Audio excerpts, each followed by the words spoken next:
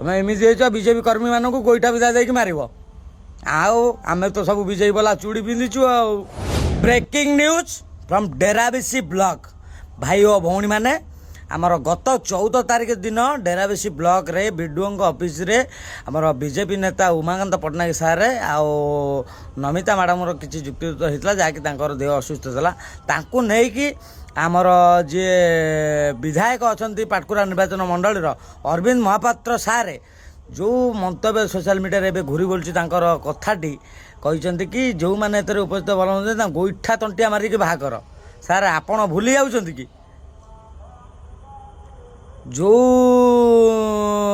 BJP କର୍ମୀମାନଙ୍କୁ ଯେଉଁ ଗୋଇଠା ବିଧା ଦେଇକି ମାରିବ ଇଏ ଜମା ଶୋଭନୀୟ କଥା ନୁହେଁ ସାର୍। ଆଉ ଆପଣ ସେଇ ଲୋକ ନା ବିଜେଡ଼ିରୁ ତଣ୍ଟିଆ, ବିଜେପିରୁ ଗୋଇଠା ବିଧା ଖାଇକି ଦଳ ଛାଡ଼ିଥିଲ। ଯିଏ ଦଳ ପାଇଁ ସ୍ଥିର ନୁହଁ ସିଏ କ'ଣ ଏତେ ଗପିବେ?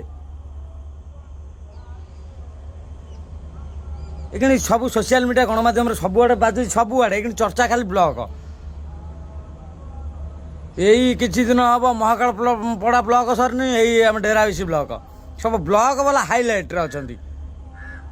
ଯଦି ଅରବିନ୍ଦ ମହାପାତ୍ର ସାର୍ ମୋତେ ଗୋଟିଏ କଥା ମୁଁ ଆପଣଙ୍କୁ କ୍ୱେଶ୍ଚିନ୍ କରୁଛି, ଯଦି ଏତେ କିଛି ହେଇଗଲା ବ୍ଲକ ଭିତରେ କ'ଣ ପାଇଁ ସିସିଟିଭି ନାହିଁ?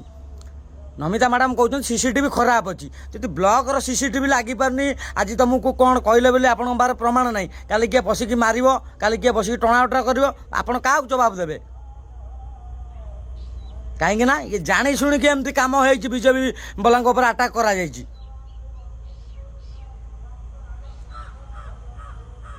ଆଉ ଅରବିନ୍ଦ ମହାପାତ୍ର ସାର୍ ଟୋଟାଲ ଏଥରକ କଟିଲ, ଆଉ ତୁମର କାଳ ନାହିଁ, ସ୍ଥାନ ନାହିଁ ଆଉ ପାଟକୁରାରେ। ଆମେ ଭାବୁଥିଲୁ ଗୋଟେ ବିଜୟ ମହାପାତ୍ର ସାର୍ ଗୋଟେ ବ୍ରାଣ୍ଡରେ ନେତା, ତାଙ୍କ ପୁଅ କିଛି ଭଲ କାମ କରିବ, ଟୋଟାଲ ଦଳରୁ ଗଲ। ତୁମେ ଏମିତି ହେଇଛ ବିଜେପି କର୍ମୀମାନଙ୍କୁ ଗୋଇଠା ବିଧା ଦେଇକି ମାରିବ। ଆଉ ଆମେ ତ ସବୁ ବିଜେପି ବାଲା ଚୁଡ଼ି ପିନ୍ଧିଛୁ ଆଉ। ଭାଇମାନେ, ଆପଣଙ୍କର ମତାମତ ଟିକେ ଭୁଲିବେନି। ନିଜୁମ ରାତ୍ରି ସାଥୀ ପାଟକୁରା ନିର୍ବାଚନ ମଣ୍ଡଳୀ, ମୋ ବ୍ଲକ ବି ଡେରାବିସି, ଆଉ ମୋ ପଞ୍ଚାୟତ ହେଉଛି ରଗଦେଇପୁର।